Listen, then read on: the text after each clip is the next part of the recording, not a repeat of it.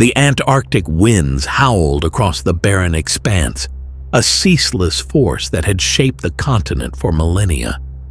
Ice stretched as far as the eye could see, an endless, desolate plain of white, broken only by the dark silhouette of Outpost 13, a remote U.S. research station standing alone against the storm. The small cluster of prefabricated buildings was half buried in snow, metal frames creaking under the relentless cold.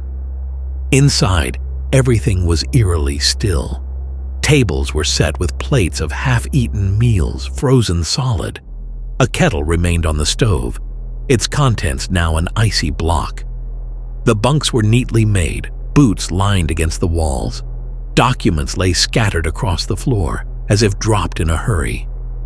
But there was no one there. The 10 men stationed at Outpost 13 had simply vanished. A damaged tape recorder, found buried beneath a pile of papers, crackled to life, its distorted playback echoing through the empty halls. A voice, weak and trembling, muttered through the static. "We saw it again. It knows we can see it." Then, silence. This was the last transmission ever received from Outpost 13, dated March 3, 1956. 5 days later, when a search and rescue team was dispatched, they found no bodies, no footprints leading away, just the base, perfectly intact. And a single, hastily scribbled note in the station logbook. "It's inside. We see it."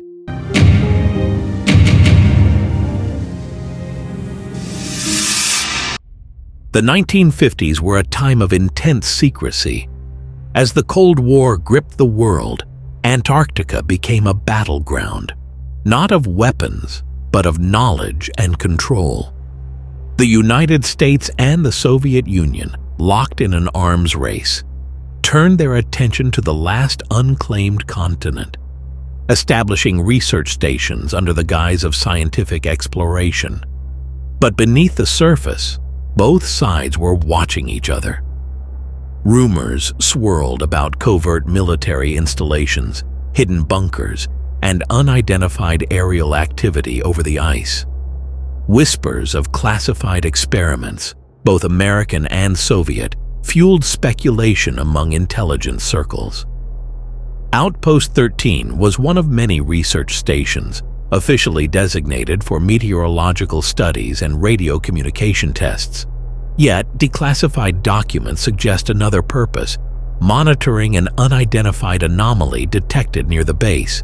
For months leading up to its disappearance, the men stationed at Outpost 13 reported strange occurrences, equipment failures with no apparent cause, unusual interference in their radio transmissions, a growing sense that something was watching them. Then, without warning, they stopped transmitting altogether. On March 8, 1956, 5 days after the last transmission, a military search and rescue team was dispatched from McMurdo Sound, the largest American base in Antarctica. Led by Captain Robert Keane, a seasoned officer accustomed to harsh environments, the team consisted of 6 men.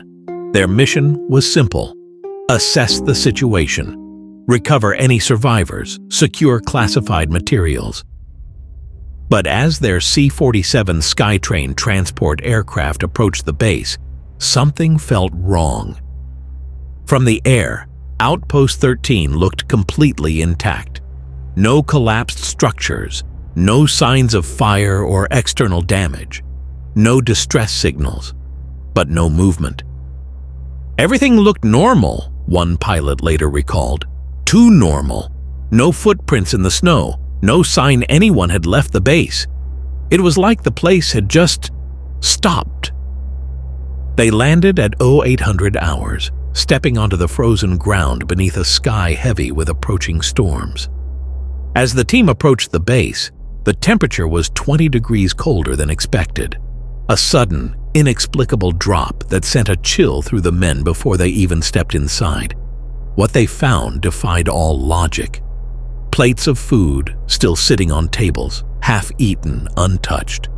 A kettle left to boil, now frozen solid. Beds neatly made, clothes folded, personal belongings untouched. Not a single footprint in the fresh snow outside. But the most disturbing discovery? The logbooks.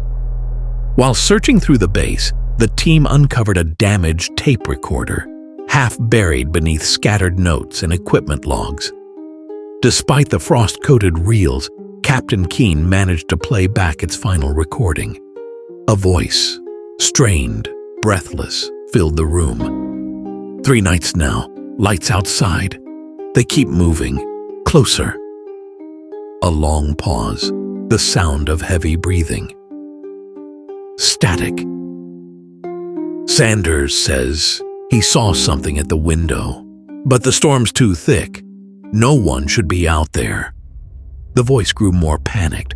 I thought I saw...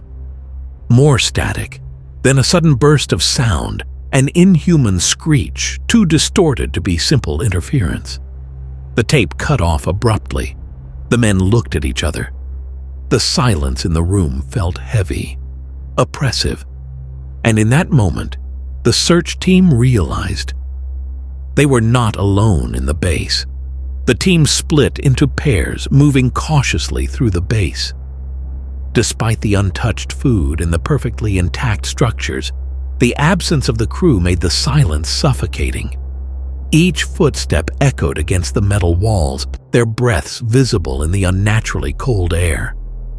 Keene and Sergeant Walker moved toward the barracks where the crew had slept. The beds were still made, blankets tucked in. Boots were lined up neatly against the walls, as if waiting for their owners to return. But in the farthest bunk, Keene noticed something off. The sheets were torn, the mattress ripped open with deep slashes, the stuffing spilling out.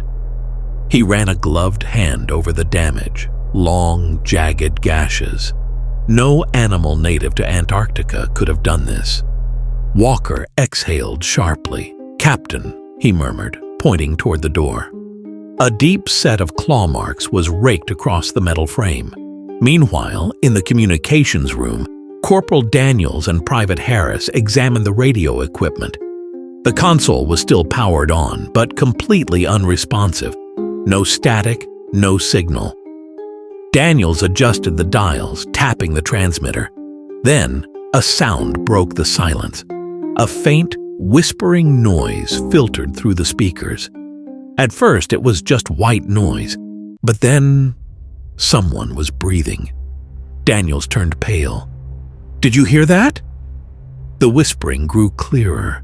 Then, a voice, low, rasping, and wrong. "Hello?" Daniels froze. His own voice had just come through the radio, but he hadn't spoken. The 2 men backed away, slamming the radio off.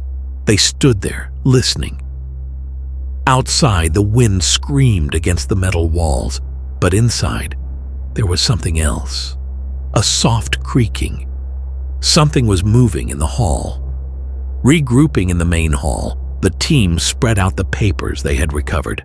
Among them was a personal journal belonging to Dr. Henry Graves, the base's lead scientist. Keene flipped through the first pages, normal weather reports, research logs. But as he neared the end, the handwriting changed. It became frantic, disjointed. A dated entry from February 28, 1956 caught his eye. "We are not alone. At first we thought it was the ice shifting, but the noises are getting closer. Last night Sanders said he saw something in the snow, watching." Another, written just days later. "The lights outside are not natural. They move against the wind. When we look at them, they stop." The final entry was half-scrawled, the ink smudged as if written in a panic. "It's inside. We saw it. God help us all." Keene swallowed hard, shutting the journal. The men exchanged uneasy glances. Then, a loud thud echoed from the hallway. Something had just moved inside the base. The temperature in the base plummeted. The team's breaths fogged up instantly. A low creaking echoed from the hallway, followed by the soft dragging of footsteps. Daniels gripped his rifle. "Tell me that's the wind." Walker shook his head. "That's not the wind." Keene raised his flashlight, shining it toward the hall. The beam flickered for a moment, then landed on the floor. A set of deep, unidentifiable footprints led from the doorway. The snow tracked inside was fresh, untouched except for the strange impressions leading toward the barracks. Then, they noticed something else. The front door was wide open, but none of them had touched it. And beyond it, in the swirling snow, something stood watching them. For a moment, no one moved. The figure in the snow stood just beyond the threshold, barely visible through the swirling storm. Too tall, too still.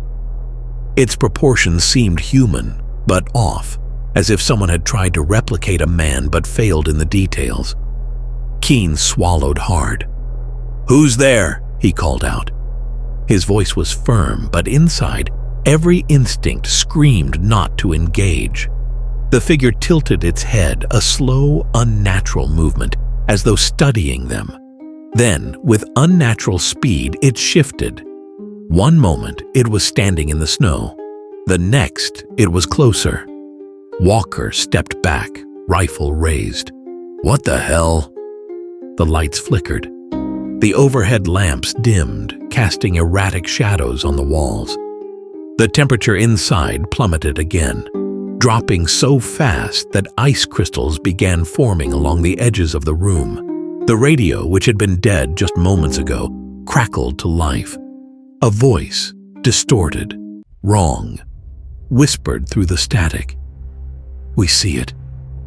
The words were barely audible, spoken in the exact tone and pitch of Keene's own voice. Something mimicked him. Daniels exhaled sharply. "Screw this. We need to leave." Keene held up a hand. "Not yet." He turned back toward the door, but the figure was gone. The wind roared, pushing snow into the doorway, but there were no footprints leading away, just the ones leading in. Keene cursed. "Shut that door!" Walker rushed forward, shoving the metal door closed, bolting it tight. The wind outside screamed against the walls, but now something else was in here with them. A sudden bang echoed from the barracks, then a second. It was moving inside the base. Harris tightened his grip on his rifle. "What the hell is that thing?" Keene didn't answer. He didn't know. The men moved cautiously, stepping into the narrow hallway that led to the barracks. Their breaths fogged in the cold air, the weight of the silence pressing against them. Daniels was the first to notice something off.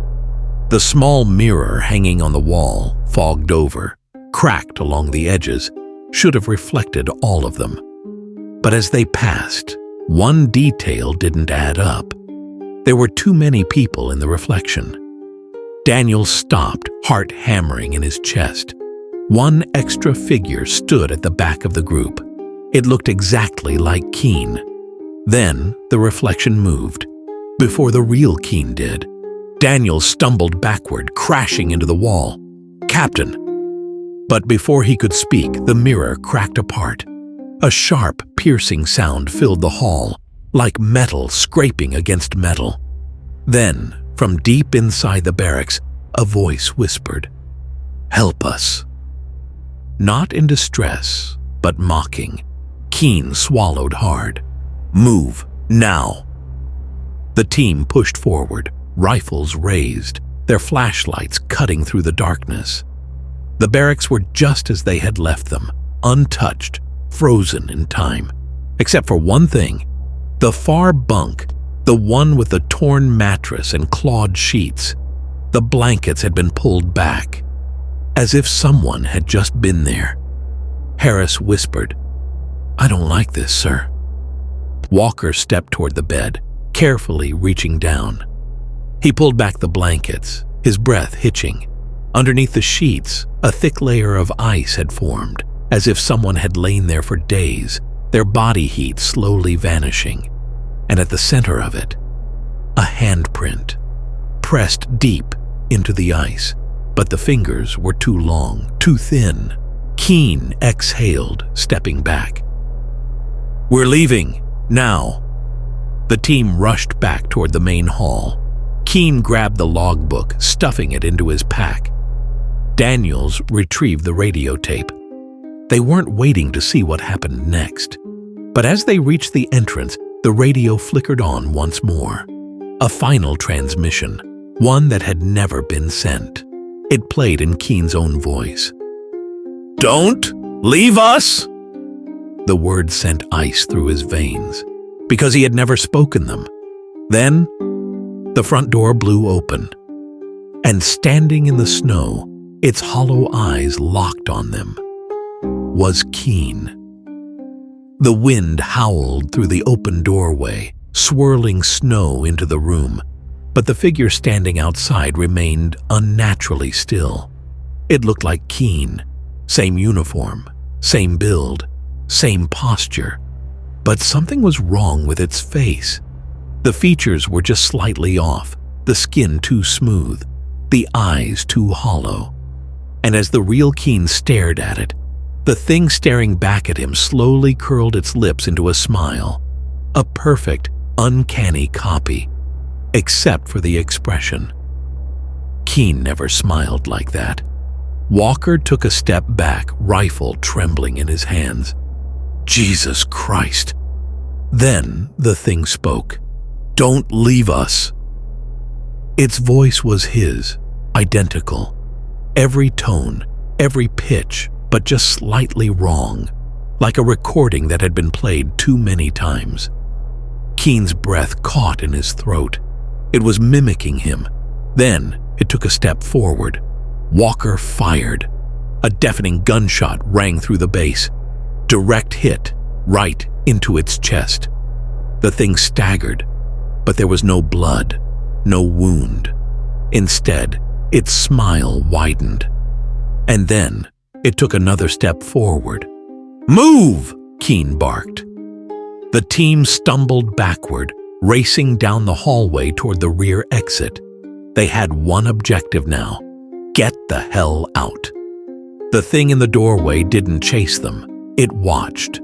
A slow, eerie tilt of the head, as if amused by their reaction.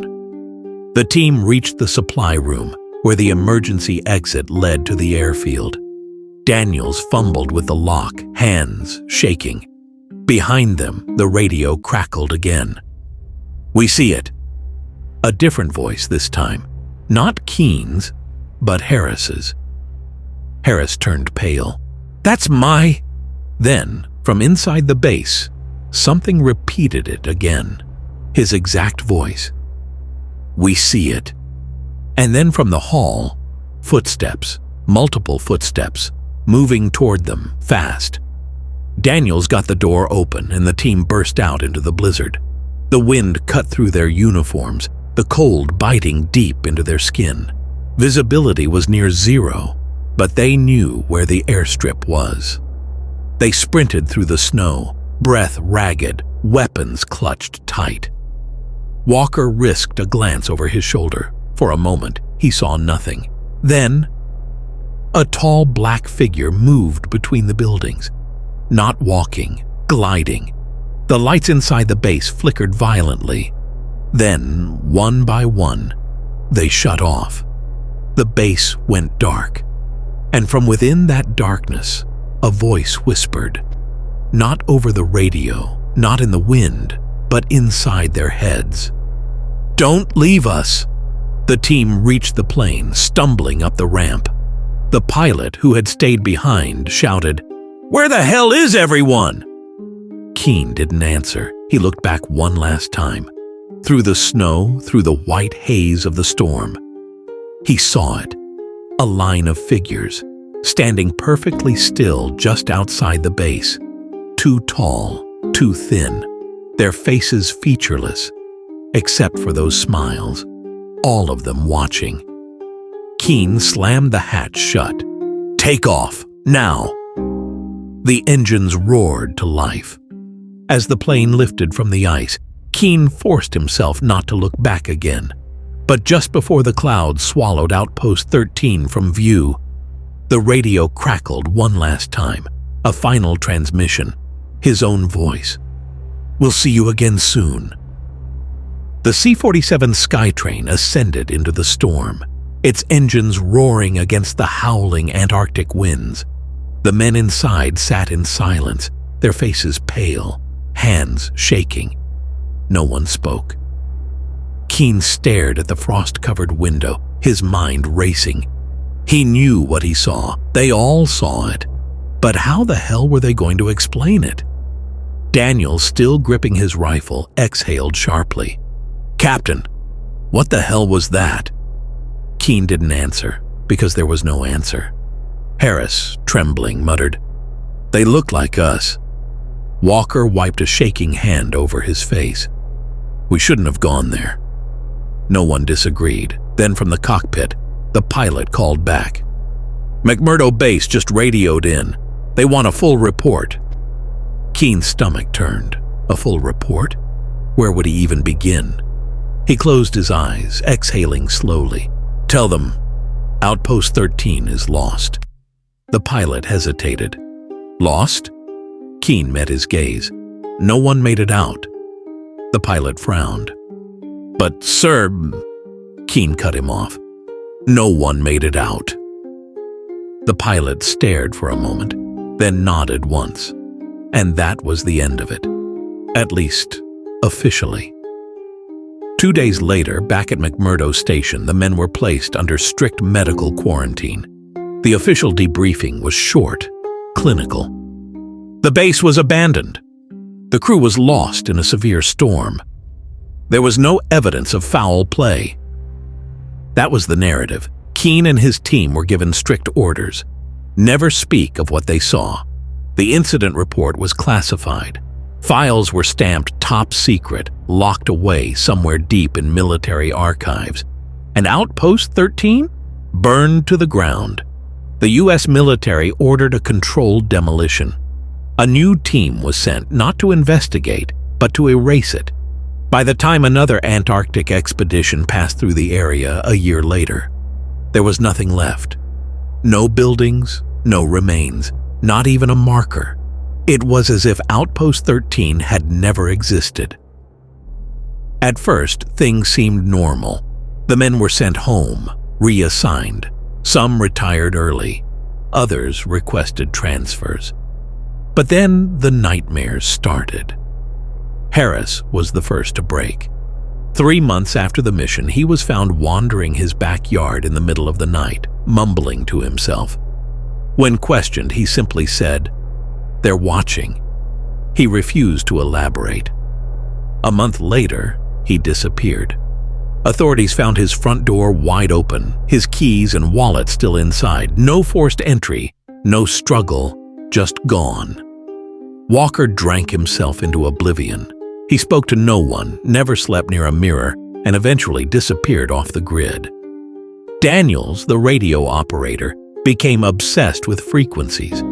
He built his own radio station, claimed he was picking up voices in the static, insisted that Outpost 13 was still transmitting.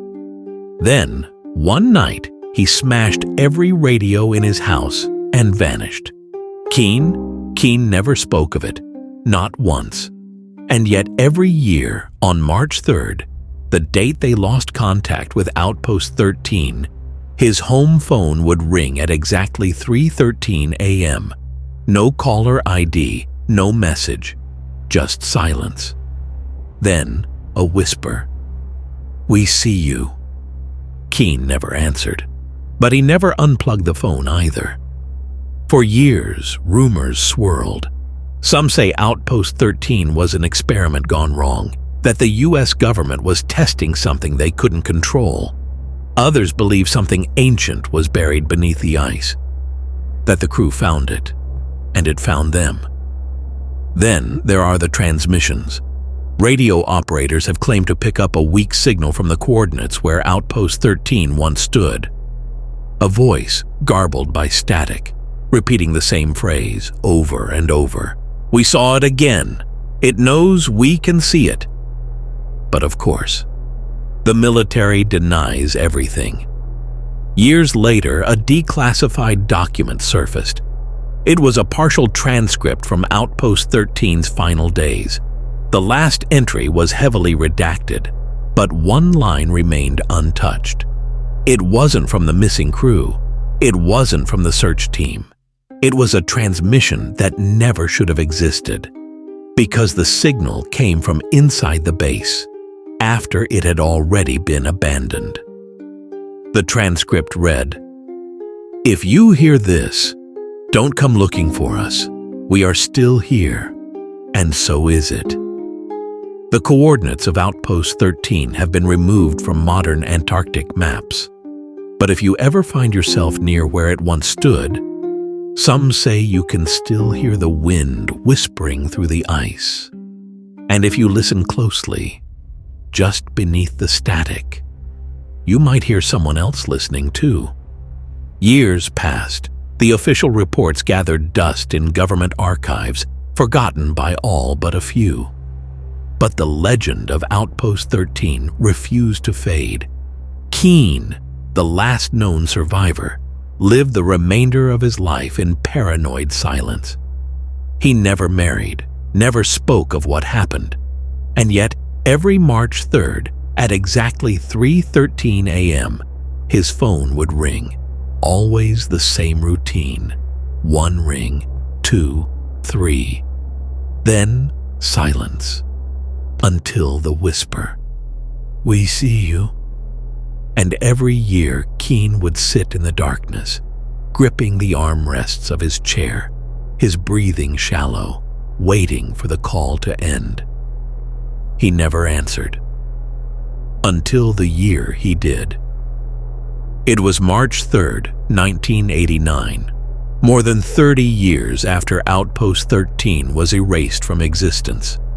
Keen was 74 years old, his hair white, his skin weathered. He lived alone in a small house on the Oregon coast. Few people knew him. Fewer still remembered his name. But that night, as the phone began to ring, something inside him changed. Maybe he was tired. Maybe he wanted answers. Or maybe, after all these years, he knew it was finally time. He picked up. For a long moment, there was only static. Then, the whisper. "We see you." Keen's voice was quiet, his hand steady. "Who are you?" The static shifted, and then the voice spoke again. But this time, it wasn't a whisper. It was his own voice. "You should not have answered." The line went dead, and that was the last time anyone heard from Captain Robert Keen. The next morning, a neighbor knocked on Keen's door. No response. Concerned, they entered the house, only to find it empty. No signs of forced entry, no signs of struggle, no signs of Keen. His coat was still hanging by the door. His chair still had an indent where he had sat the night before. And yet, he was gone. Authorities searched the area. No footprints, no disturbances. It was as if he had simply ceased to exist. All that remained was the phone, still off the hook, the line crackling faintly. Some say, if you listen closely, you can still hear the static. After Keen's disappearance, his personal belongings were seized by the U.S. government. His house was cleared out, his records sealed. Among his effects, investigators found one strange item, a cassette tape, unlabeled. The recording? Indistinct murmurs, garbled static, but at the very end, a voice, barely audible. "If you hear this, don't come looking for us. We are still here, and so is it." The recording was never officially analyzed, and just like that, the case of Outpost 13 and the fate of its last survivor was erased from history. No one speaks of Outpost 13 anymore. The coordinates have been removed from Antarctic maps. The classified files remain buried. But sometimes, in the dead of night, radio operators still pick up strange transmissions, Faint whispers carried through the static. Some dismiss them as frequency interference. Others insist they are echoes from the past. But a few believe something else entirely, that whatever happened in 1956 wasn't an accident, that Outpost 13 never truly disappeared, and that even now, somewhere beneath the ice, something is still watching, still waiting. And if you ever find yourself near its last known location, listen carefully, because it might be listening to you too.